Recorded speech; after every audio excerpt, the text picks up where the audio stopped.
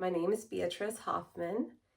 I live in Sammamish, Washington, and I want to begin my story with a quote by Maya Angelou, and it's, "There's no greater agony than bearing an untold story inside of you." So Maya Angelou said, "There's no greater agony than bearing an untold story inside of you." And one thing that I love is everybody around me has a story. I love people and I love learning about them. I probably got a lot of that inspiration from Mr. Rogers, right? Because if you're old enough to remember him, he was a TV show host that talked about meeting the people in your neighborhood and getting acquainted with them. And one thing that I think a lot of us have lost is a sense of belonging and a sense of connection with our neighbors. And I think it's those stories interwoven that blend us together into a cloth of something, a greater whole, and into this fabric that we call life. And I think knowing other people better helps us understand ourselves and why we do what we do, and maybe not to not take ourselves so seriously. I mean, there are lots of great things about neighbors and connection that we can build with others. But I wanted to take a moment to share my story with you, and maybe it will resonate with you. It's kind of why I'm here and why I'm doing what I'm doing. So first of all, my intention let me back up because it's hard to know where to begin.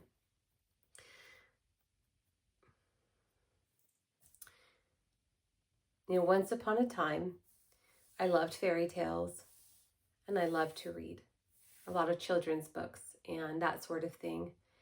And I had a great imagination, which was a good thing because I was in a really difficult home life situation, like many of you.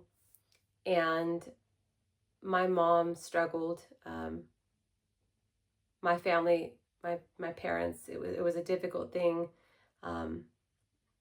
My father was in and out of my life for various reasons.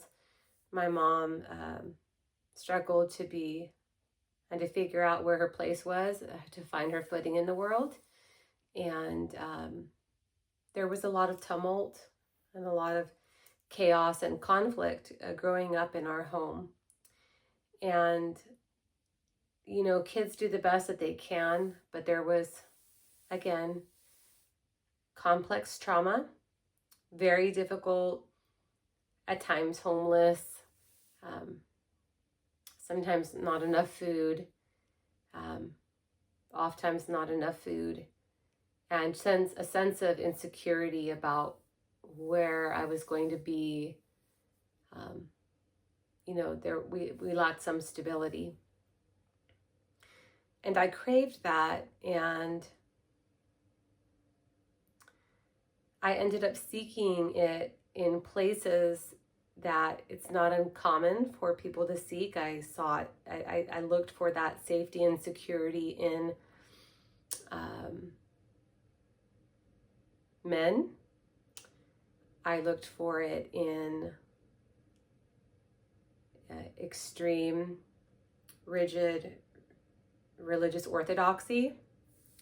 And again, I'm not, I support people of all faiths, but for me, my faith and beliefs became very regimented as I understood it.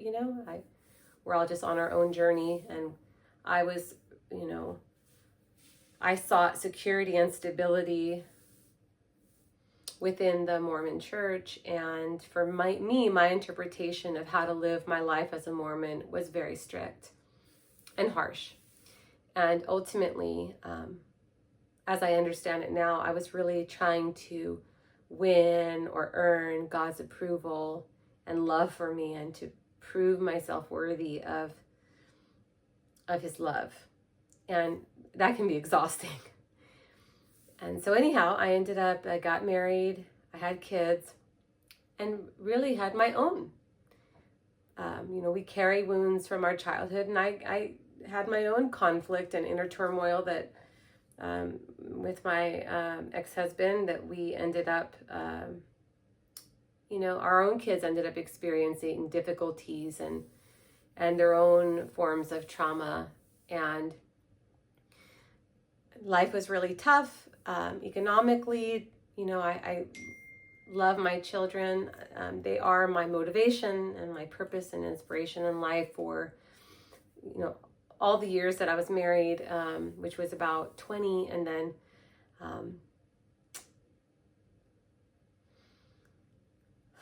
just going to slow down and take a breath here. In my effort to find stability, I got married when I was very young. I was 17. And it was pretty much, grinding out with work most of my adult life to provide for the kids and to make sure that they had as good of a living as I could provide for them. That being said, I was not a perfect parent. If you are looking for a perfect parent, you might want to go somewhere else, because I am not one. But I try to be good and loving, and I worked really hard. I believed in the American dream. You work as hard as you can, and you can own a home and have everything that you want and that your family needs, and go on vacations and that sort of thing. And I ended up in a management position, and I just worked so hard, I think still trying to prove that I was a lovable person and that I was so different from my own mom, which, we'll talk about that later. That can become a slippery slope when our fear leads us to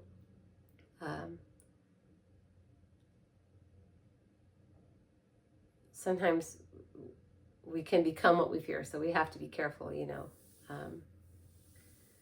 I'm trying right now to not look back with a lens of judgment on the past, but instead being right here where I am today and sharing this message with you. So when I was, let's say, about 35 years old, I guess I was a little bit over that, I started noticing, this was in 2021 or so, that I wasn't feeling so good. I was in a management level job. I was working really hard and not getting enough sleep and not eating very well, as I was on the go, snacking in the car, and just really not taking good care of myself. And my body started aching really badly. I remember trying to walk up just 3 or 4 steps to my house, maybe it was 5, and my hips hurt. I hurt all over the place. One of my hips was making a popping sound as I was walking, and I thought something is not right, and my energy just crashed. And so anyway, I went to a doctor that I knew through a health system, Ochsner Health System in Louisiana, and I basically self-diagnosed myself. I said, I think I have an autoimmune disorder, and he did a full workup, a great guy, Dr. Toia, and he said the diagnosis came back with Sjogren's. So that's an autoimmune disorder or disease, and that he told me, you need to change the way that you eat. You need to make sure you get enough sleep. You have chronic fatigue syndrome. You need to start taking better care of yourself. And that led me down this rabbit hole of a health and wellness journey, because I just realized I had not been taking care of myself. I'd just been pushing and pushing and pushing myself through, demanding that my body do all the things that I needed it to do, that I felt like I needed it to do. And really, I kind of did, right? It was in survival mode. And I until the signs got really bad, I ignored them. And, I remember one night, one of my kids, I came straight home from work and I laid on the bed and I was just exhausted, and she was putting a blanket on me and all these things. And I thought, this is crazy. I shouldn't be feeling this way. And so it was so sweet of her to do that. But anyway, it led me down a health and wellness journey. And also, about that time, I went through a divorce.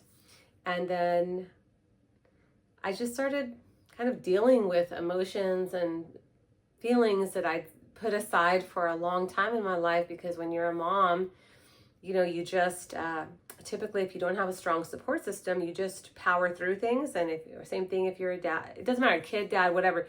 If you're in a tough situation, your body will power through, and it will do what it feels like it needs for survival, and will put off other basic needs that it has, because fundamentally it's trying to keep you alive and keep your family alive, right?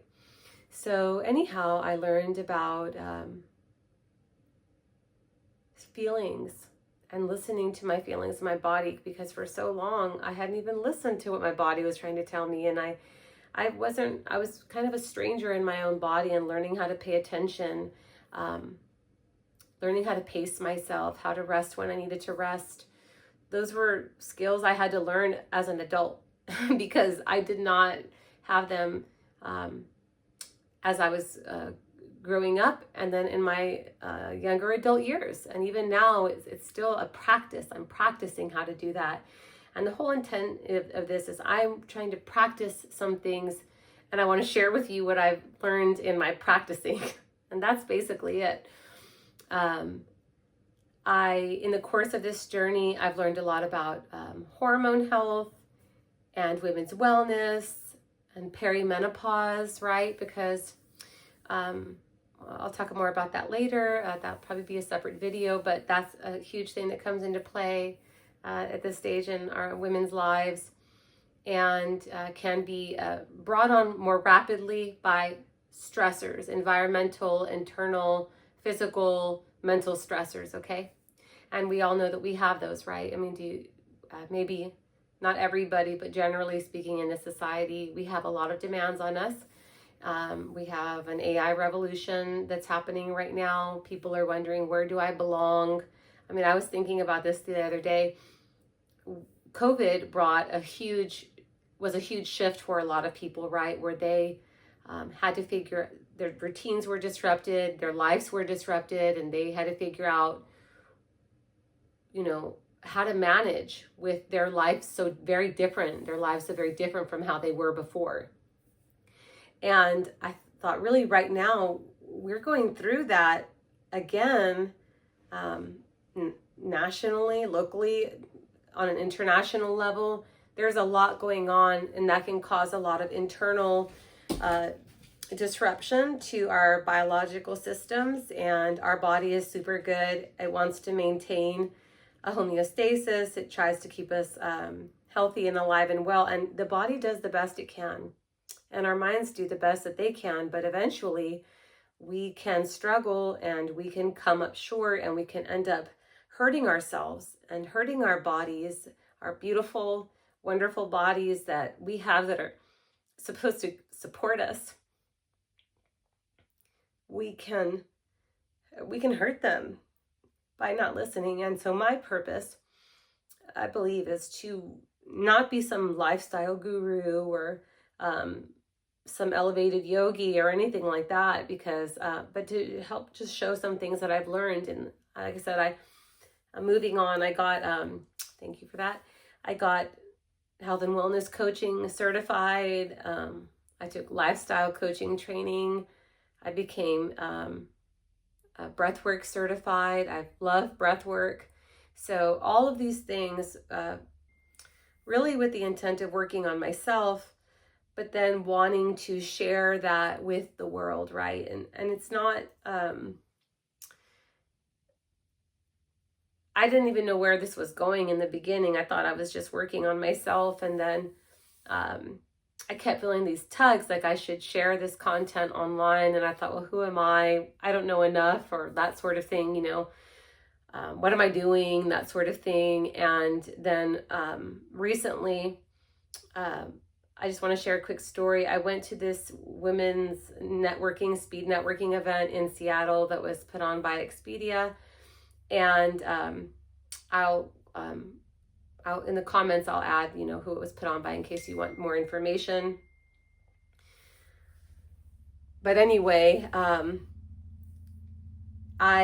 they were booked. I had gone before. I really enjoyed it. It's where you get you get mentored. You get to listen to wonderful women with successful careers and lives speak to you, and you get inspiration from them. And then, like I said, you get this speed mentoring where like every 5 or 10 minutes you switch up and you get to talk to a different mentor. Well, they told me we're booked up. We don't have any openings. And I said, well, could I volunteer then? And they were like, well, you can volunteer. We'd love that, but if you volunteer, that means you won't get a chance to be mentored. And I said, well, that's totally fine. I just want to be able to attend. A friend of mine, Logan McKnight, was mentoring, and I just thought it'd be great to go. She's awesome. And so anyhow, I got there and I was volunteering and really enjoying it. And when the speed mentoring part began, my friend Logan said, hey, one of my people didn't show up. Do you want to come over here and we can get caught up? And we just caught up for a little bit, and it was really nice to talk with her. And then when it was over, they announced that it was time to switch, and there was a woman sitting next to her, very attractive African-American woman, and she didn't have anyone with her. So I said, well, don't mind if I do. So I went over there, and she said to me, by then they had told me that, I was welcome to, pair myself with any mentors if they didn't have a partner, a mentee. And so we sat down and she asked me who I was, she told me about herself, and I'll put her information in the comments below as well. And she's just a wonderful woman who helps with, owns a nonprofit that promotes public speaking in the school system for at-risk youth, inner city kids. I said, oh, that's really cool. I shared with her that how much public speaking had impacted me when I was in school growing up. And, she said, yeah, it's just really wonderful. We talked about that. And then she said, well, what do you do? And I said, well, I work with, I described it to her, my job. And I said, but I am really interested in women's health, women's wellness, hormones, perimenopause, and breath work. I think is what I said to her. And she stopped, and she stopped. Now I just want to pause for a minute, because this is the part that I should have told you in the beginning. I'm not always the best storyteller for someone trying to share their story with you, but I had a bunch of videos, like 4 or 5 at least videos that I had recorded on my phone, to post some content about breath work and perimenopause and how we can comfort and help our bodies heal through breath work and meditation, yoga, that sort of thing. And just, but not just that, but the overall thing, right? Like, what is wellness? It entails a lot, but specifically I told her, about the breath work, and she said, certification. And she stopped and she said, do you know what would be so successful? She said, if somebody would make videos for perimenopausal women about breath work. And I stopped and I looked at her like, are you serious? And I said, I have made those videos. I've just been too scared to post them. And she said, well, what are you waiting for? Consider this your sign from the universe that you need to do it now. And she gave me her business card and said, I want you to let me know once you've posted your content. And just a wonderful person. And anyhow, it'd been a hard, I had thought about whether or not to even go to that conference thing. I'd had a really rough week and weekend leading up to it, but I decided to go ahead and go. And I went, just had a feeling I should try to make it happen in spite of my hectic schedule. And I did. I got this answer from the universe, to not wait. And, I had had other signs before, like even just the week before that, I had met with someone here locally in Seattle named Leo, and we had a meeting, and he said, what are you waiting for? You know, you got to post that content. You got to just do it. You don't need to wait. And indeed, the message that I've been hearing from the universe over and over again is don't wait. I remember hearing a podcast, and the podcaster or the radio show or something, they had talked about a writer who was offered a job on an LA food column, and she was debating whether or not to take it. And she confided with a friend, and the friend was like, listen, your words will be tomorrow's birdcage liner. Don't take yourself too seriously. Just do it. And yeah, so that's why I'm here. I'm just doing it and figuring it out as I go, like the rest of you. My message is that there is hope and healing and a lot of joy in this phase of your life, whether you're in perimenopause now, if you're a postmenopausal woman, or maybe you're not a woman at all, and wherever you are on your journey in life, you know, I don't want to just think of things in binary terms, right? Wherever you are, if you struggle with a sense of where you belong right now in this universe and who you are, and if anxiety and depression or those negative feelings start to creep into you, well, my hope is that this is going to be a place where you can find some connection. And I would encourage you to reach out to your neighbors and get to know your neighbors better. And let's start a movement together where we reconnect and we revitalize our communities by becoming friends and becoming neighbors, and really follow Mr. Rogers. You know, he would say, won't you be my neighbor? And I think that's just really great advice for these troubled times. And, you know, there are bright days ahead, and I'm excited about that. That being said, I deal with anxiety and I deal with panic attacks sometimes. I'm at a stage in life where sometimes I have trouble sleeping and that sort of thing. And I'd like, you know, let's help each other navigate that and find comfort in breath work and in healing practices and reconnecting with our bodies and our minds and our souls. And we can do that together. So thanks so much. And in the words of Mr. Rogers, won't you be my neighbor? Again, in the words of Maya Angelou, there's no greater agony than the burden of an untold story. So share your story with others and find that connection, and let's start building out our community. Thank you so much for joining me and me sharing this story. I hope it resonated with you. Feel free to share with a friend and or repost. And thank you so much.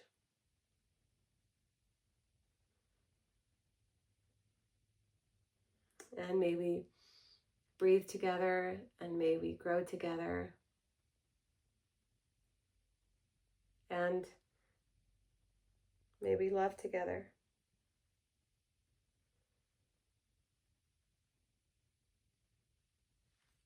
Thank you.